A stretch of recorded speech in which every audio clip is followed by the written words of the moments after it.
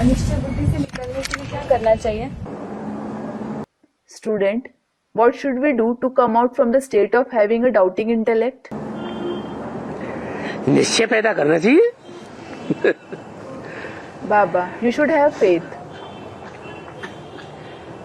निश्चय पैदा करना चाहिए। अनिश्चय की जो बातें हैं उनका कारण क्या है जो हमें अनिश्चय आ रहा है वो ढूंढना चाहिए। You should have faith and look for the reason of doubts that come in your mind. Why are we having doubts? निश्चय किस किस बात पर करना है? You should have faith on which topics? पहले अपनी आत्मा पर निश्चय First, you should have faith on your soul. कि मैं आत्मा बाप का बच्चा हूँ। I, the soul, am the child of the Father. दूसरा बाप के ऊपर निश्चय। तीसरा ब्रह्म के ऊपर निश्चय। Second is the faith on the Father. Third is the faith on Brahma. तो कारण ढूंढना है So you have to look for the reason. कि हमें जो अनिश्चय आ रहा है कहाँ पर अनिश्चय आ रहा है। On which topic do I have doubt? बाप के ऊपर अनिश्चय आ रहा है। Do I have doubt on the Father? Student, no. बाप के ऊपर अनिश्चय नहीं आ रहा है। You don't have doubt on the Father. अच्छा, तो बाप की रचना के ऊपर अच्छा, then what about the creation of the Father? है, वो भी नहीं आता।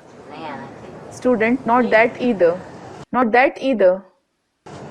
जब बाप के ऊपर निश्चय नहीं है तो रचना के ऊपर अपने आप निश्चय उखड़ जाता है। When there isn't faith on the Father, the faith on the creation breaks automatically.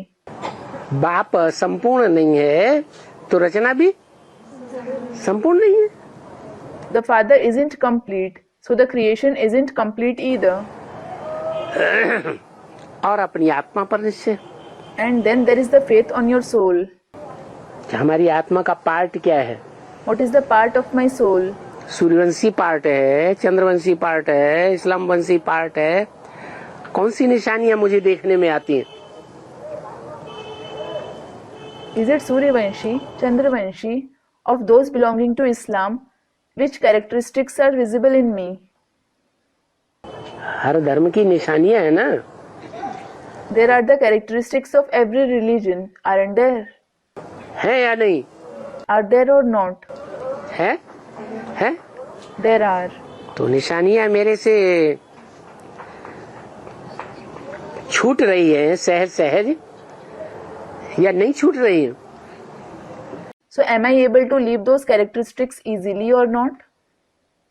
जैसे बाबा ने कहा कोई पूर्वजन्म की वैश्या है। For example, Baba has said there is a prostitute of the previous birth. यहाँ संगम युग में ज्ञान में आकर के ब्राह्मण बन जाती है। Here in the confluence age, she takes the knowledge and becomes a Brahmin.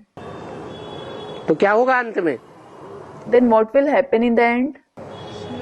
है वो फिर भी वैश्यावृत्ति में चली गई। Nonetheless, she will have the habits of a prostitute. तो वो संस्कार जो है वो छूटते नहीं है। So the sanskars aren't removed. पकड़ के रख लेते हैं। They hold on to them. जो जिस धर्म का होगा वो उसी को फॉलो करेगा। Whoever belongs to whichever religion, he will follow the one belonging to that very religion. उसी की बात मानेगा। He will obey only his words. मुरली का हर पॉइंट उसको अच्छा नहीं लगेगा। He won't like every point of the Murli. ये बात मैं नहीं मान सकती। He will say, I can't accept this point.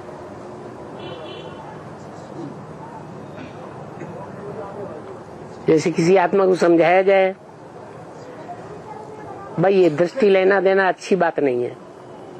For example, if you explain to some soul, this exchanging of vision isn't good. दृष्टि का भी करप्शन होता है। There is corruption even in the case of vision. वो कहे इस बात को मैं नहीं मानती। She will say, I won't accept this. इसका मतलब जब मानती ही नहीं है It means when she doesn't accept it, तो जानने का तो सवाल ही पैदा नहीं होता।